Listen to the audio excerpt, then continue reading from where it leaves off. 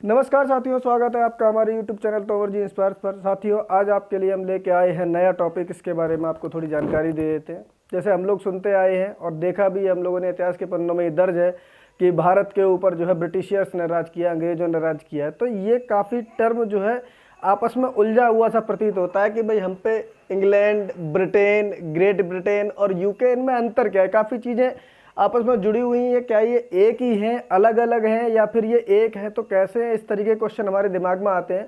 साथियों, सबसे पहले हम आपको बता दें चर्चा कहाँ की हो रही है। आपको ये मैप दिख रहा होगा, मैप के अंदर जो है आपको यूरोप कॉन्टिनेंट दिख रहा होगा। यूरोप कॉन्टिनेंट में एक छोटू सा देश है, उसका नाम है Britain. England, UK, great Britain, England और इसके तमाम नाम है। ये सब चीज़ें क्यों हैं, इसके बारे में हम साथियों चर्चा करेंगे। पहले आप थोड़ा सा मैप को बड़ा करके देख लेते हैं। हमने आपके लिए मैप तैयार किया हुआ है।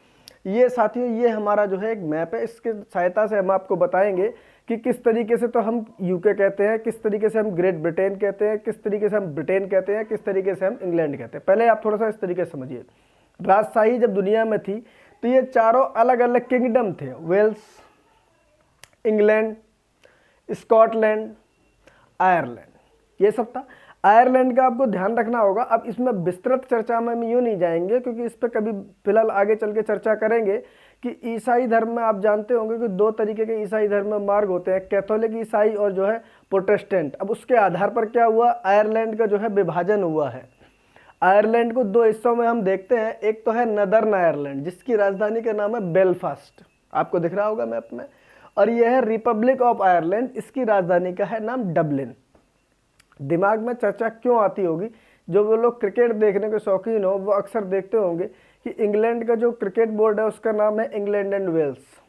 उसके बाद यूके एक कंट्री होने के बाद भी स्कॉटलैंड की टीम आप लोग क्रिकेट में अलग देखते होंगे, इंग्लैंड की टीम अलग देखते हो। साथ ही के साथ आपको आयरलैंड की टीम अलग दिखती होगी। तो मन में ये सब विचार आते होंगे। आज इन्हीं पे हम सारी चर्चा करेंगे।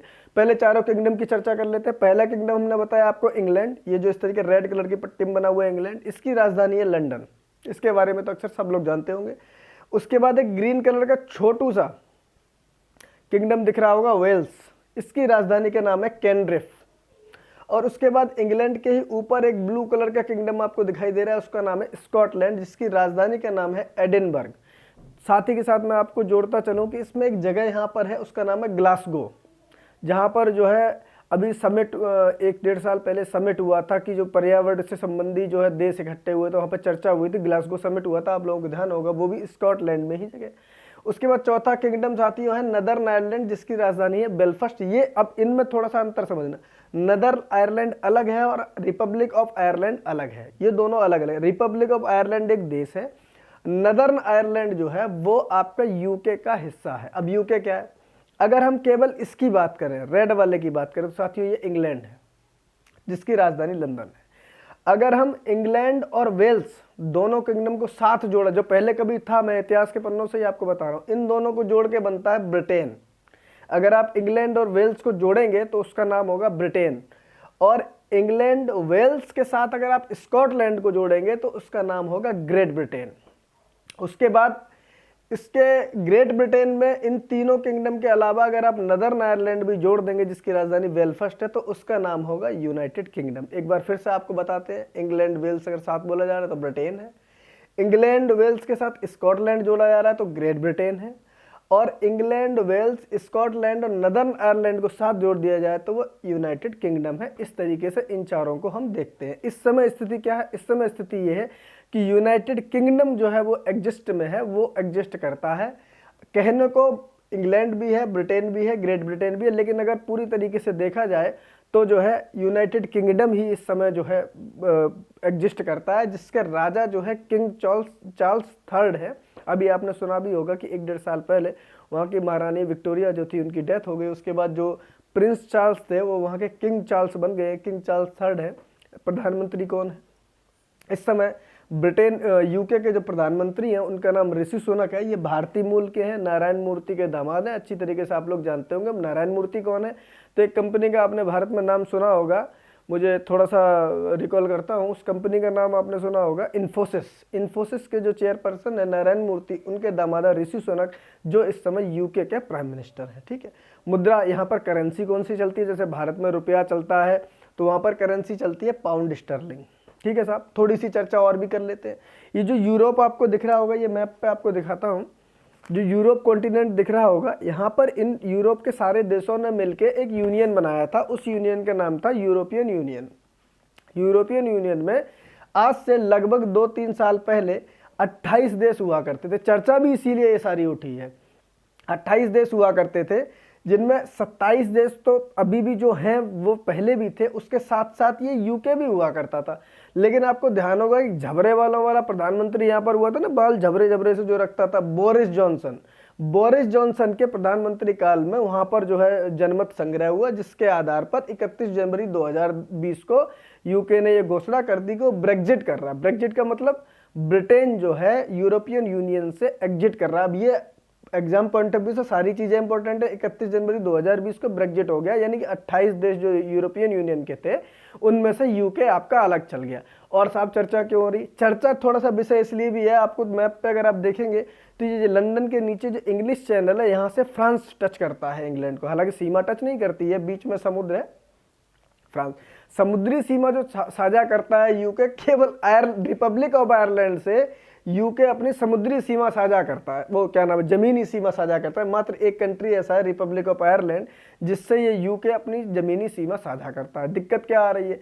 जब से इन्होंने ब्रेग्जिट किया है, अब लगभग 52% जो जनमत संग्रह हुआ था, लगभग 52% लोग ये चाहते थे कि इंग्लैंड जो है वो, मतलब यूके जो है वो यूरोपियन यूनियन से एग्जिट कर जाए। अब ये थोड़ा सा आंकड़ों का खेल है, लेकिन 48% लोग ये चाहते थे लगभग कि भाई ये जो है यूरोपियन यूनियन में बना रहे। अब चक्कर क्या है, यूरोपियन यूनियन का कारण क्या था? देखिए, इधर वाले जो थे इनका सोचना ये था, लगभग जो थे उनका सोचना ये था कि भाई यूरोपियन यूनियन में इंग्लैंड को रहकर नुकसान, मतलब यूके को रहकर नुकसान ही हो रहा है। लेकिन नदर्न आयरलैंड वाले जो थे उनको अब दिक्कत हो रही है। क्यों? क्योंकि ये जो है जमीनी सीमा से शेष बचे हुए यूके से जुड़े हुए नहीं है। जैसा कि मैंने आपको बताया, ग्रेट ब्रिटेन है ये तीनों मिलाकर। अगर हम कहना चाहें कि यूनाइटेड किंगडम में चौथा मेंबर जो नदर्न आयरलैंड है, वो जमीनी रूप से इनसे जुड़ा हुआ नहीं है। अब यहाँ पर खाने या और भी चीज़ों की आपूर्ति के लिए जमीनी सीमा तो है नहीं, तो जहाज़ों के द्वारा आता है, ये सब चीज़ें जहाज़ों के द्वारा आती है। अब इसको इनसे ये सामान लेने में समस्या होती। पहले क्या होता था, जब ये यूरोपियन यूनियन का हिस्सा था तो इधर से ही इसको सामान मिल जाता था। अब ये जो है ये अपने सामान के आदान प्रदान में अपनी एक तरीके से बैरिकेड टाइप लग जाना। यूरोपियन यूनियन का मतलब ये था कि ओपन बॉर्डर से आप कहीं भी आ जा सकते हैं, लेकिन अब चूंकि ये बाहर हो चुके तो इनके लिए ओपन बॉर्डर तो नहीं है। लेकिन कल तक जो आ जा रहे थे आपस में, रिपब्लिक ऑफ आयरलैंड से नदर्न आयरलैंड में और नदर्न आयरलैंड से रिपब्लिक ऑफ आयरलैंड में, लेकिन अब ये उतना आसान नहीं रह गया। उसके लिए तमाम तरह की चीज़ें सामने आ चुकी जो दिक्कत का सबब बन रही है। इसलिए ये चर्चा में नदर्न आयरलैंड के लोग इस बात से काफ़ी खिन्न है कि जो है यूके ने ईयू से एग्जिट कर दिया है।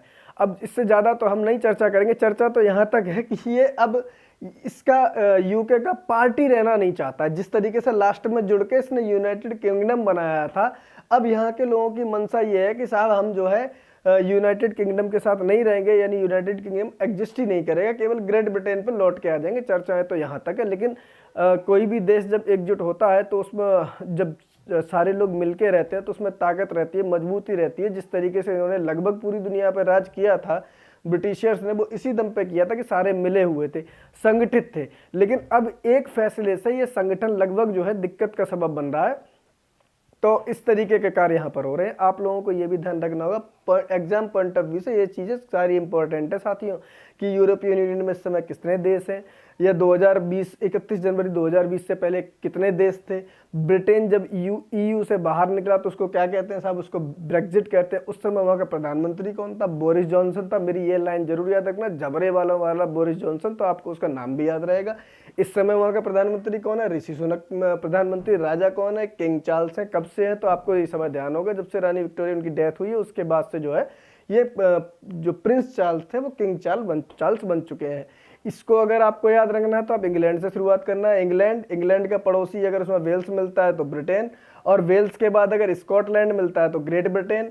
मतलब ब्रिटेन बढ़ गया, ये वाला हिस्सा बढ़ा ना, तो ग्रेट ब्रिटेन, और उसके साथ लास्ट में अगर नदर आयरलैंड जुड़ जाता है तो उसके बाद बनता है यूनाइटेड किंगडम। राजधानियाँ जरूर याद रखना, क्योंकि राजधानी अक्सर हम लोग, क्योंकि यूके की भी राजधानी लंदन है, ग्रेट ब्रिटेन की भी राजधानी लंदन है, ब्रिटेन की भी राजधानी लंदन है, तो इसलिए आपको थोड़ा ध्यान रखना पड़ेगा कि अगर किंगडम वाइज हम डिसाइड करेंगे तो जो इंग्लैंड है उसकी राजधानी तो लंदन है, वेल्स की राजधानी कैंड्रिफ है, स्कॉटलैंड की राजधानी एडिनबर्ग है और नदर्न आयरलैंड की राजधानी बेलफास्ट है। आपको ध्यान रखना होगा। साथ ही के साथ आपको इसके एक जगह का और नाम याद रखना होगा, ग्लासगो। उस जगह का नाम है ग्लासगो, हिंदी में लिख देता हूँ ग्लासगो, जहाँ पर पर्यावरण संबंधी समिट हुआ था। ये बहुत ही इंपॉर्टेंट है, आपको ध्यान रखना होगा।